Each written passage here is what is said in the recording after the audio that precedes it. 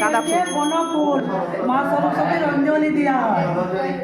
আজ তো সরস্বতী পুজো, তাই আমাদের বাড়িতেই সকাল সকাল আয়োজন করা হয়েছে।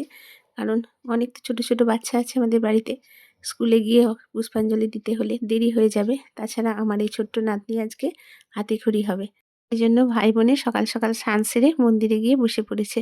ঠাকুর মশাই এসে গেছেন, আমার ছোট্ট নাতনির হাতেখড়ি হয়ে গেল। সরস্বতী বিমল বরণী গলায় গজমতি মুক্তা হার তুমি দাও মা পুষ্পের ভার আমাকে দাও মা বিদ্যার ভার বিদ্যা বিদ্যা বিদ্যাং দেহি নম সরস্বতী নম।